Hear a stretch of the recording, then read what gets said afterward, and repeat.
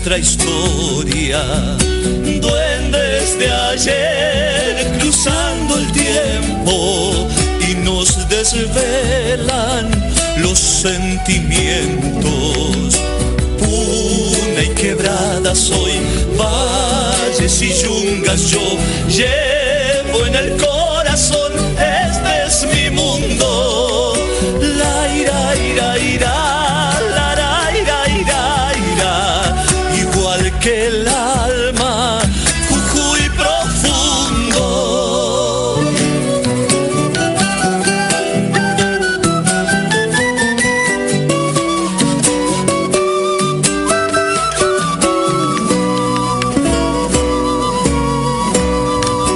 Magia y pincel sobre el paisaje, color del viento, sentido viaje. Muy buenas noches, bienvenidos a este Jujuy Profundo. Estaba por decir río abajo, el programa de radio. Estoy, no, adelantado. Ah, bueno. Bueno, muy buenas noches, mi estimado Chuncho, usted que estuvo enfermo la semana pasada. Así es, en franca recuperación, gracias a Dios. Bueno, menos mal. Anillaco, ¿cómo anda? ¿Por qué, Anillaco? Buenas noches a toda la audiencia. A ver la cámara, Cody, mirá. ¿Qué tal? Mira, Anillaco, mira qué. Perdón, de compromiso y de casamiento. Yo soy una persona seria. Claro. Que tenés un harén, tenés 8 anillos en cada dedo. Bueno, No, viejo, esto no si es querés así. yo te explico. Claro, y estoy viendo otro que no tiene ninguno. Ah, Bueno, yo acabo de perder todo ya. Ni uno, mire. Bueno, muy buenas noches Palpalá, muy buenas noches San Pedro. Es un gusto estar nuevamente acá con esta propuesta, donde hoy dos genios como Manuel Armas y el Chuncho, ambos van a disertar en Tucumán. Por algo será, ¿no? Vamos a relatar toda la historia del 9 de julio. No se olviden los teléfonos para los mensajes, eso es para la producción, mensaje para Andrea. ¿Y cuál de ustedes comienza? Como quiera. Vos me dijiste la sesión secreta del 6 de julio. Del 6 de julio. Bueno, una cosa que mucha gente no sabe es que en el Congreso de Tucumán había dos tipos de sesiones. Habían sesiones públicas, que eran las que estaban abiertas al conocimiento de todas las personas que estuvieran interesadas. Los vecinos. Sí, inclusive un grupo de diputados había armado una publicación de un periódico, El Redactor, del cual después Chuncho nos va a mostrar unas imágenes de la época. Entonces, en donde se da el día a día del Congreso de Tucumán en la parte pública. Y después, como cualquier congreso, poder legislativo en cualquier país, tenía sesiones secretas. Y en esa sesión secreta, la del 6 de julio, es a donde va a concurrir Manuel Belgrano como invitado por el Congreso. En ese momento se estaba haciendo cargo de la jefatura nuevamente del Ejército del Norte, y lo invitan a que dé un informe a los diputados sobre cuál era la situación que él había encontrado en Europa. Y ahí es donde él hace una brillantísima exposición, que inclusive en sus propias palabras, a través de correspondencia, dice que se emocionó, lloró, hizo llorar a los diputados y propuso la monarquía atemperada, la monarquía con un inca a la cabeza. Entonces, bueno, vamos a hablar sobre ese tema y lo vamos a desarrollar un poco más ¿Vos qué tenés profundidad. para agregar sobre el particular, mi estimado? bueno, en principio tengo acá el ejemplar del Redactor, que esta es una copia, por supuesto, moderna, en donde aparecen todas las actas del Congreso de 1816 a 1820, menos esas de las sesiones secretas, por cuanto se perdieron. Supuestamente esas actas viajaron a Buenos Aires cuando el general Mitre estaba escribiendo la historia sobre Belgrano y no regresaron a Tucumán. pero las tienen registradas a través de la correspondencia que existía entre los mismos miembros. ¿Las han encontrado? Están en el Archivo General de la Nación. Ajá. Están las actas, inclusive está no la copia, sino que está el acta de la sesión secreta en donde Belgrano hace la presentación. Bueno, eso nos da la pauta a nosotros de cómo se maneja y se digita la historia. Empieza con el ocultamiento. Normalmente a los datos históricos, para obtenerlos tenés que hacer todo un periplo pasando por distintos tipos de zarandas para lograr que se pueda llegar a revisar un archivo, etcétera, etcétera. Sin embargo, lo importante es que de una u otra forma nos vamos enterando. Y otra cosa que tengo acá en mi poder, que son muy importantes, son los facsímiles de las actas, del acta original de la independencia en castellano,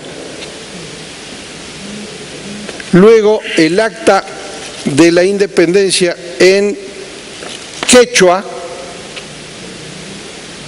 que arriba dice, escrita en quechua, en letras chicas, desgraciadamente,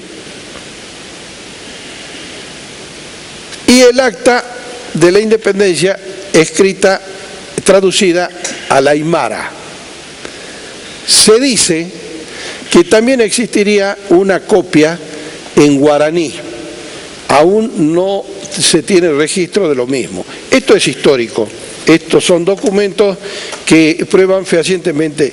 Agregando lo que decía acá el profesor, en 1816 es un momento dramático para América del Sur, por cuanto se terminaron los conflictos con el conquistador de Europa, que era Napoleón en aquel momento, y los reinos han formado la Santa Alianza, con la cual se procura devolverle a cada una de las dinastías sus partidas o sus países perdidos. Esto llevó a conformar una nueva alternativa, o mejor dicho, estrategia política. Por eso, dijo recién el profesor, cuando regresa de Europa Belgrano había sido enviado junto con Zarratea y con Rivadavia a auscultar las casas nobles de Europa, las casas gobernantes, la posibilidad de conseguir un ok al tema de la independencia que se buscaba afanosamente. Y se había pensado en coronar una princesa de alguna casa importante europea, casándola con un descendiente de incas. Había en vista uno de ellos, que era el hermano de Tupac Amaru, que había sido condenado porque era muy chico cuando lo asesinan al hermano a Tupac Amaru, y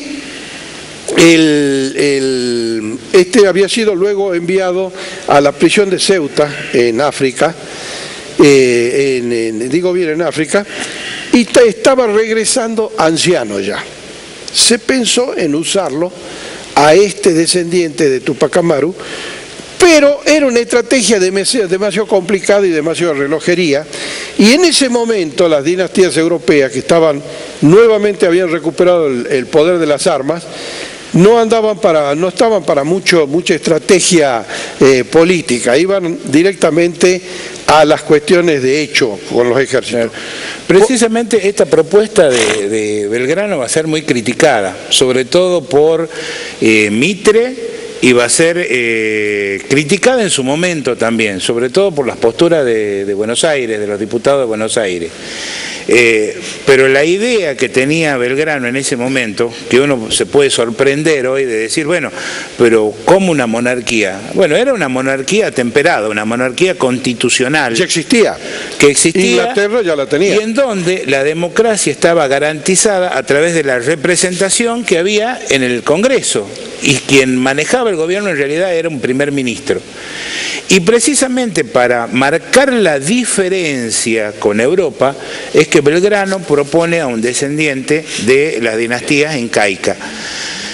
Esta idea estaba apoyada por las figuras de San Martín, sí, por la figura de Güemes en el norte, que inclusive cuando se hacen las juras de la independencia por Güemes acá en Jujuy, que es una de las primeras juras que se hace, y después también cuando se hace en el Moreno por el ex marqués de Yavi, José Feliciano Fernández Campero, va a claramente hacer mención a esta idea que maneja Belgrano de volver a las viejas glorias de la monarquía incaica.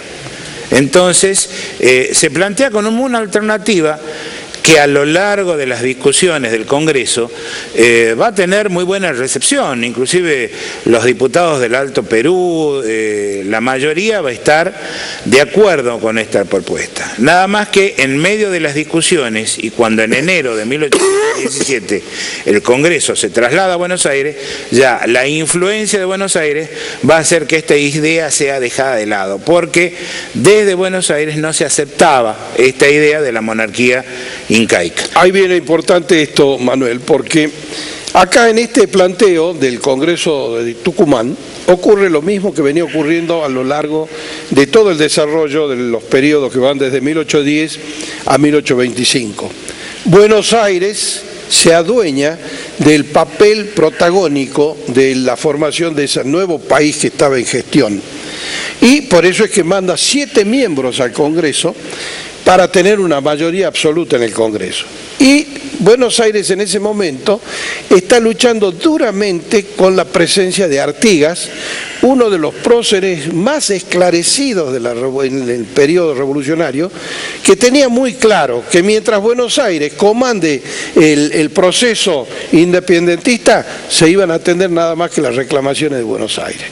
A raíz de eso, habían enviado su representante a la Asamblea del año 13, que le habían sido rechazadas las solicitudes, la documentación que llevaban a presentar, y que luego Artigas no dejó que los vuelvan a bastardear en el Congreso de Tucumán. Por lo tanto, el litoral argentino hoy y toda la provincia que en aquel momento era la provincia oriental, el Uruguay, más parte de Santa Fe, no estuvieron representadas en el Congreso del 16, por cuanto estaban bloqueados por la presión estratégica de la política porteña, a la que le puso bastante equilibrio la presencia de los diputados altoperuanos, entre los que figuran, como siempre, varios de los que nosotros vamos a conocer permanentemente, como Malavia, que venía por Charcas, como Serrano, que venía por Charcas, como el doctor Sánchez de Loria, que venía por Charcas, o el doctor Andrés Pacheco de Melo, que venía por Chichas. Fíjense ustedes la importancia que tenía en aquel momento la presencia de los representantes altoperuanos en el Congreso Constituyentes de Tucumán, que va a erigirla a la Argentina como país libre. Hay también una estrategia por parte de Belgrano para que las que hoy son las provincias del Cuyo, sí. Mendoza, San Juan y San Luis, que eran una sola, se dividieron en 3. Esa fue una idea de San Martín, que ya era gobernador de Cuyo. San Martín, para poder tener mayor cantidad de representantes en el Congreso, separó a Cuyo en las 3 provincias que nosotros conocemos: San Luis de la Punta, San Juan y Mendoza. Pero San Martín era el que más alentaba esto. Y Juan Martín de Pueyrredón, que había sido designado director supremo del Río de la Plata, lo primero que hizo cuando asumió el cargo fue viajar al norte y conferenciar con el general Güemes, que había quedado como último bastión en la defensa norte del antiguo virreinato. Que ahí también queda una deuda pendiente, que la vamos a ir aclarando, Manuel, con el transcurso del tiempo. La acción desplegada por el pueblo altoperuano fue decisiva en la independencia nacional, porque esos 1000 kilómetros que habían para cruzar desde el Cusco hasta la frontera hoy de La Quiaca, o hasta Tupiza, donde tenían el cuartel general, esos 1000 kilómetros eran impasables porque estaban en las alturas más dominantes, por los climas tremendos, por la falta de pastura para el ganado, por 1000 inconvenientes. Y ahí el pueblo alto peruano, sublevado desde el 25 de mayo de 1809, cumple una de las tareas más importantes de la Revolución de Mayo. Y desgraciadamente esta historia que nosotros tenemos acá, amasada en Buenos Aires por el general Mitre, entre otros, descartó todo eso y minimizó todo esto, llamándole a la resistencia alto peruana las republiquetas. Un invento. ¿Qué republiqueta? No. De 102 caudillos que tuvo la revolución en el Alto Perú, 97 cayeron en el periodo que va del 1810 al 1825. En batalla. En batalla, en combate. Esto significa que los gallegos aplicaron toda la fuerza necesaria en el Alto Perú para poder llegar a estos territorios. Exactamente, para que los televidentes se den una idea. Lo mismo que ocurría acá en Salta y en Jujuy, en estas luchas permanentes que tuvimos durante 15 años, desde el 10 hasta el 25, pasaba en el Alto Perú. Exactamente. O sea, era la zona de guerra, era el teatro de guerra de la lucha por la independencia. Y los ejércitos reales no podían atravesar el Alto Perú si no lo dejaban apaciguado, porque les cortaban las líneas de comunicación con Lima. Se quedaban sin abastecimiento y sin comunicaciones estratégicas. Es decir, el norte, incluyendo en ese momento el virreinato, incluyendo a todo el Alto Perú, era el bastión que detenía la invasión por el norte de los ejércitos reglados de su majestad el rey de España. Y en el sur, Buenos Aires tenía al frente la escuadra española, bloqueándole el puerto, y al frente el Montevideo tenía la presencia del virrey de Elío, que combatía duramente. Es decir, la Revolución de Mayo estaba hackeada. Sí. Reunir este congreso fue una obra de arte de la política. Claro, es más, en el 16 ya prácticamente todos los otros focos revolucionarios de América del Sur habían sido eliminados, habían sido dejados sin cabeza por los realistas que habían ocupado nuevamente Chile, Perú, Colombia, Venezuela. Bolívar se hallaba exiliado en Jamaica. Perdón, Manuel, en el 14 está viajando la famosa escuadra de Morillo, del general Morillo, que parte de Cádiz y venía supuestamente a Buenos Aires.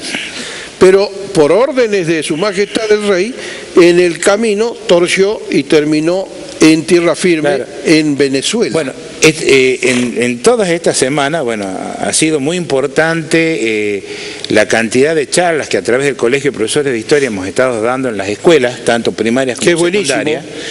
Y bueno, una de las preguntas de los chicos precisamente era ¿por qué el Congreso se había hecho en Tucumán? Claro.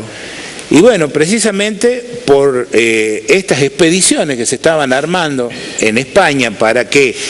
Había dos posibles lugares de desembarco. Uno era Buenos Aires y el otro era Venezuela. Así es. Entonces, deciden desembarcar en Venezuela, pero por eso es que la convocatoria del Congreso se hace en Tucumán. ¿Ya era Venezuela o era la Gran Colombia? No, y en ese momento era la Capitanía General. La Capitanía General. Capitanía General de Venezuela. Después Bolívar se va a encargar de unir, claro, a Venezuela con Colombia y hacer la Gran Colombia. Y Colombia, que no duró nada, era el virreinato de Nueva Granada. Claro. ¿Sí?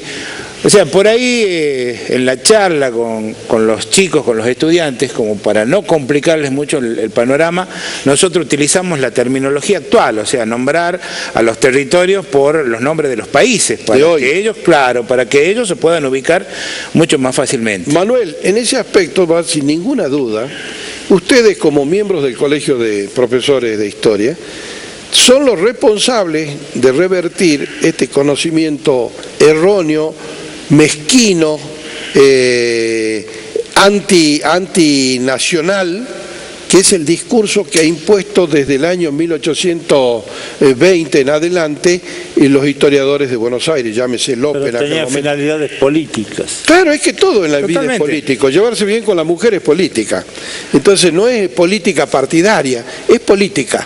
Y en este caso, Tucumán representaba un núcleo duro en el centro de lo que hoy es la República, en donde se acababa de obtener una de las victorias más terminantes en la guerra, que fue parar la invasión no estamos todavía en eso, porque fue con la Serna la parada de la invasión.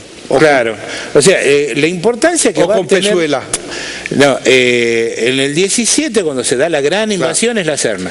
Ahí es la Serna. Y ahí es cuando vienen los mejores exponentes del ejército realista, sí, señor, veteranos de guerra que se habían enfrentado a Napoleón. Así es. Inclusive, bueno, la Serna venía con todas unas influx, así como si fuera... No, y le atribuía todos los problemas del ejército real, se lo atribuía a la gran cantidad de nativos que tenía, de americanos. Sí, sí, y además menospreciaba totalmente lo que era la fuerza de los paisanos, de los gauchos. Así es. Porque había planteado las operaciones como si fuera un paseo, o sea, él pensaba en unos cuantos meses ocupar Salta, pasar Jujuy, ocupar Salta y dirigirse directamente a Tucumán para avanzar hasta Buenos Aires. De ahí la genialidad de la estrategia que asume Güemes. Güemes es el primer hombre que actúa con un planteo de guerrillas. No lo enfrenta jamás al enemigo superior a campo abierto, porque lógicamente eran ejércitos reglados que venían con artillería, caballería, infantería, buen apoyo por detrás logístico, es decir, era imposible debatirlos con nuestras condiciones. Pero sí lo podíamos volver loco robándole el ganado, no dejándolo dormir, irlo golpeando levemente, que es la técnica moderna de la guerrilla. Claro, fíjate que en la lucha en Vietnam empezó siendo un combate de guerrilla y terminó el ejército del Vietcong, terminó derrotando al primer ejército imperial del mundo moderno. Claro. Y bueno, y dentro de esa estrategia lo que hacía Güemes era dejar que ocuparan las poblaciones, sí, encerrarlos en las poblaciones, sí, porque los realistas quedaban dueños de la ciudad, pero todos los alrededores estaban ocupados por las tropas y no se podían no podían ni dormir en paz, porque al otro día amanecían sin caballo, al otro día amanecían sin víveres, etcétera, etcétera. Eso es parte de la guerra y lo dice Clausewitz con toda claridad. Entonces, este congreso que se va a reunir en el 16 en Tucumán está condicionado por todo este abanico de situaciones. Y digamos que tiene tres objetivos fundamentales: declarar la independencia, establecer una forma de gobierno y dictar una constitución. Claro, porque era un Congreso General Constituyente. Claro. Objetivos que la Asamblea del año 13, que también tenía el carácter de constituyente, no había logrado realizar, no había logrado amalgamar, precisamente por todas las discusiones internas que había. El punto 2 no se pudo llevar a cabo. No, pero... Porque eso era intencional también, Manuel. Establecer la forma de gobierno... Eso era intencional porque fíjate qué interesante. El mayor imperio en ese momento ante el mundo, que era Inglaterra, no tiene constitución escrita. En Inglaterra se maneja exactamente igual que cualquier otro país en el mundo, con sus organismos de funcionamiento, con sus cortes... Lo que pasa es que aceptar una organización de esa naturaleza en aquel momento era sacarle el mando a Buenos Aires. Esta es la eterna lucha, sigue siéndolo hoy. Bueno, pero sí, fíjate vos que esa lucha de Buenos Aires con el interior, cuando quería hacer prevalecer una mayor cantidad de diputados en el Congreso, llevó a que perdiéramos lo que hoy es la República Oriental del Uruguay. Bueno, después, más adelante, pasa eso. Bueno, no nos asustemos de eso, porque entre 1810 y 1825 habíamos perdido la Intendencia del Paraguay, semejante territorio. Vamos a perder el Alto Perú, perdimos el Uruguay y perdimos una serie de territorios que nos correspondían en el límite con Brasil. Sí. Todos esos lugares donde hoy día van a veranear los argentinos, eso eran argentinos. Claro, si nosotros nos ponemos a sumar la cantidad de territorios, prácticamente lo que eran las provincias unidas del Río de la Plata originariamente, van a quedar reducidas en lo que es la República Argentina a la mitad. Y vos acabas de dar un buen dato ahí, Manuel. En el Acta de Independencia dice: Acta de Independencia de las Provincias Unidas de Sudamérica. Sí, señor. Quiere decir que estábamos comprendidos dentro de lo que nuestros próceres consideraban la América del Sur, la América española, que ahora iba a ser criolla. Claro. Y además, el cargo de director supremo, también el título original es Director Supremo de las Provincias Unidas de América del Sur. O sea, tenemos una perspectiva americanista, claro, de unión, claro, que lamentablemente al empezar a primar los intereses locales, los intereses regionales, ahí es donde se empieza a plantear toda esta división en distintas regiones y subregiones, en donde, lógico, cada una va a tratar de hacer prevalecer sus intereses. No nos olvidemos que el Imperio Español está en plena caída y el Imperio Británico y francés están en pleno ascenso. ¿Qué estaba pasando en el mundo desde entonces? Se había ya empezado a comercializar con el mundo. Un país como Inglaterra había empezado a tener un gran mercado manufacturero y por lo tanto necesitaba mercados donde colocar la mercadería. Habían fracasado en los intentos de 1806-1807, intentos armados de adueñarse de estos territorios, y van a fracasar a manos del pueblo, porque en aquel momento ni siquiera el ejército argentino estaba todavía organizado como tal. El ejército nace a la vida pública el 29 de mayo de 1810. Y estos son 1806-1807.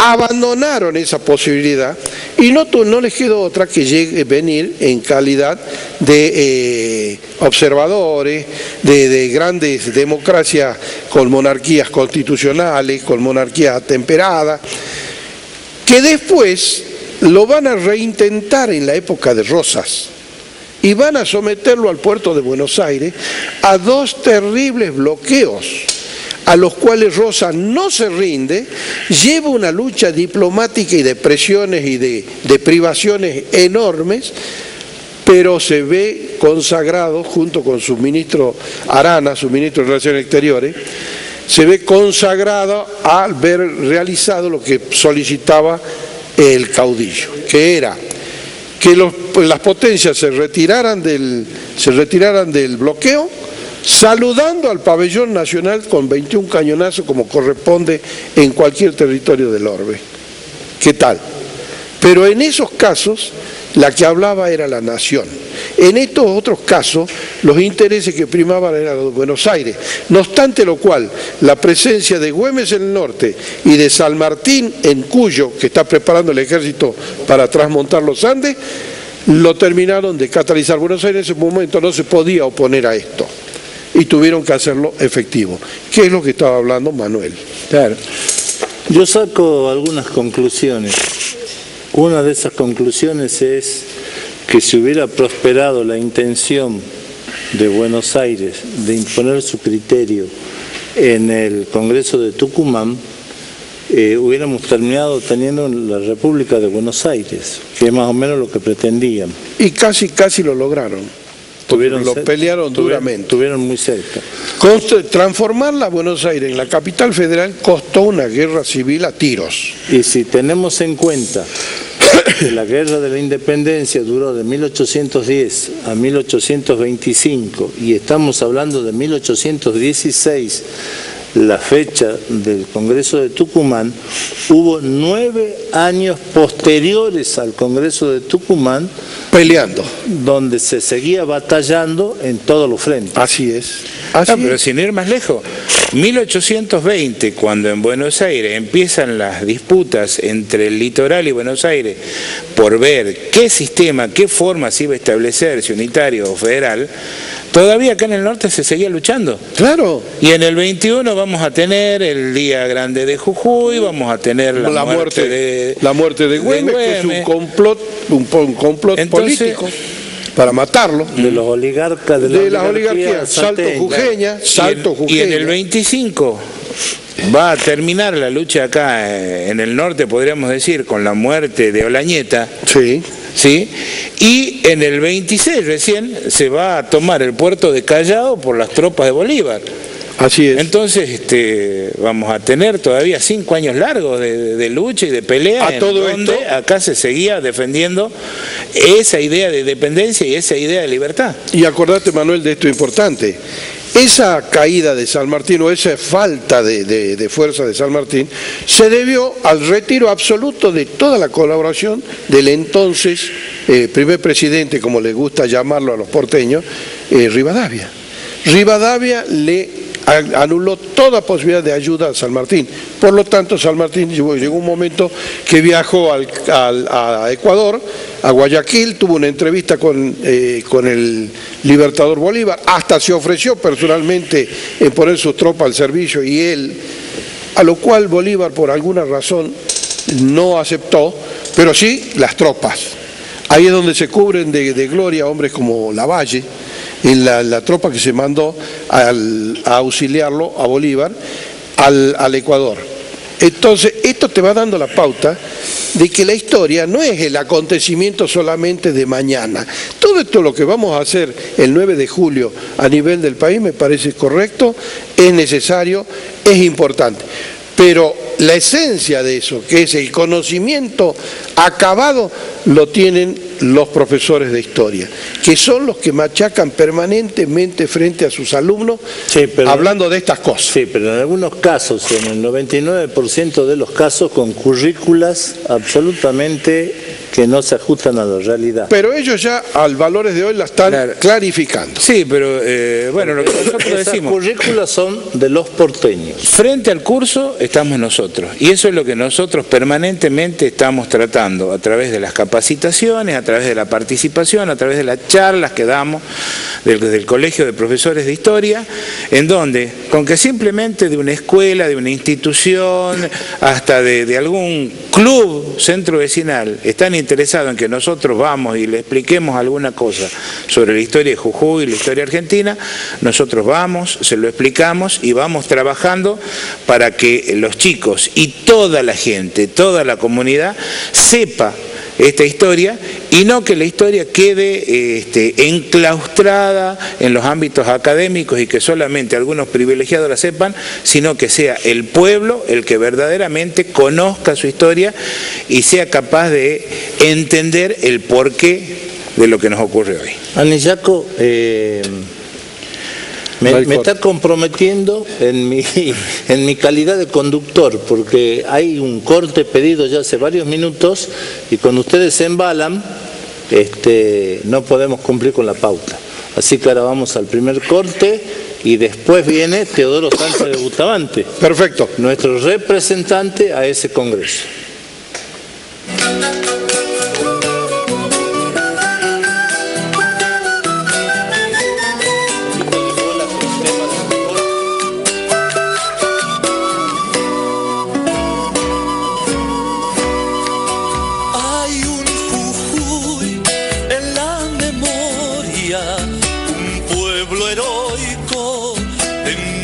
Historia, duendes de ayer.